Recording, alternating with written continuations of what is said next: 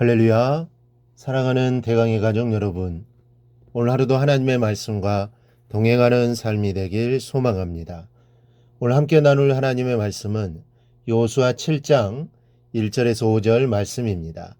이스라엘 자손들이 온전히 바친 물건으로 말미암아 범죄하였으니 이는 유다 지파 세라의 종손 삽디의 손자 갈미의 아들 아간이 온전히 바친 물건을 가졌음이라.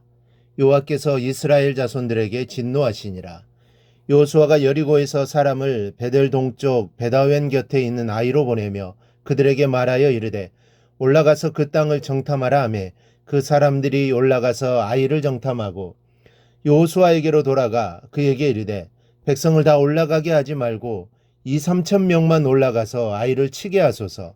그들은 소수이니 모든 백성을 그리로 보내어 수고롭게 하지 마소서 하므로 백성 중 3천 명쯤 그리로 올라갔다가 아이 사람 앞에서 도망하니 아이 사람이 그들을 36명쯤 쳐 죽이고 성문 앞에서부터 스바림까지 쫓아가 내려가는 비탈에서 쳤으므로 백성이 마음이 녹아 물같이 된지라. 아멘.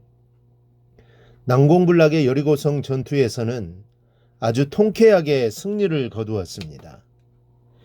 여리고성은 고고학적 발굴에 의하면 성벽이 두 겹으로 되어진 데다 이 첫 번째 성벽은 역으로 경사지도록 축조되었기 때문에 성벽을 기어오르는 것이 불가능한 성이었습니다.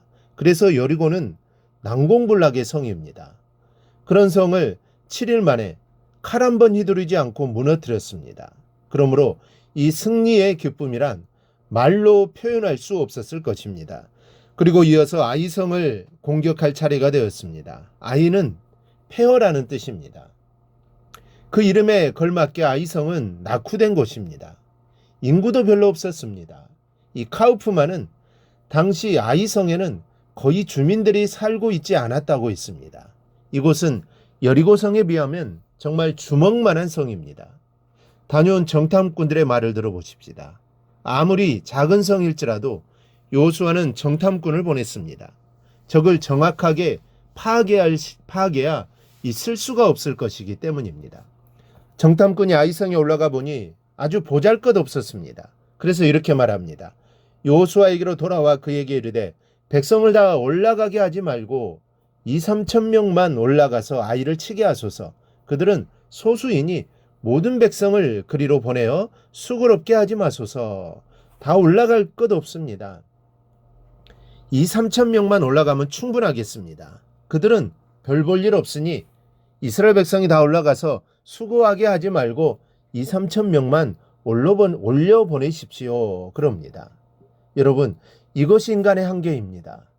사람의 생각과 하나님의 생각이 완전히 다릅니다. 내 생각에는 이 정도면 충분합니다. 그런데 하나님의 생각은 아닙니다. 내 생각에는 이 정도면 넉넉히 해낼 수 있습니다. 그런데 하나님의 생각은 그렇지가 않습니다.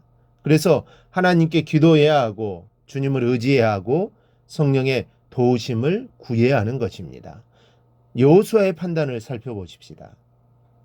정탐꾼들의 보고를 들은 여호수아는 3천 명의 군사만 보내기로 결정을 합니다. 4절을 보니 백성 중 3천 명쯤 그리로 올라갔다가 약 3천 명만 아이성 전투에 참가한 것입니다. 그런데 불행하게도 이 전투에서 이스라엘은 참패를 당하고 맙니다. 4, 5절을 보니 백성 중 3천 명쯤 그리로 올라갔다가 아이 사람 앞에서 도망하니 아이 사람이 그들을 36명쯤 쳐 죽이고 성문 앞에서부터 스바림까지 쫓아가 내려가는 비탈에서 쳤으므로 백성이 마음이 녹아 물같이 된지라 그랬습니다.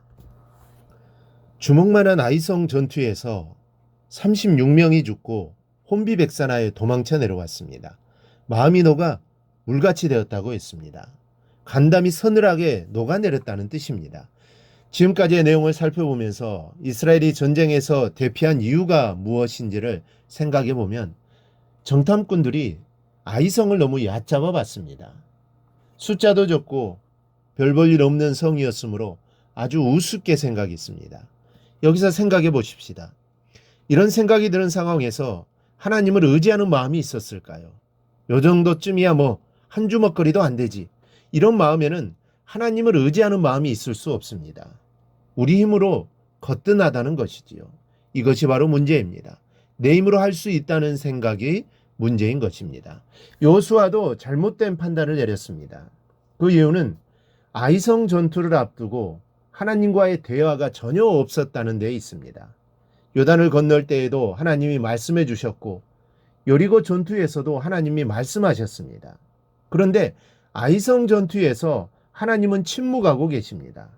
아무 말씀도 없고 지시도 없습니다. 그럼에도 불구하고 여호수아가 기도했다는 내용이 나오질 않습니다. 여기에서 문제의 발단이 시작된 것을 잊지 마시기 바랍니다. 여러분, 인생을 살아가면서 얕잡아 보는 마음은 버려야 하겠습니다. 내 힘으로도 할 수 있다는 생각도 버려야 합니다.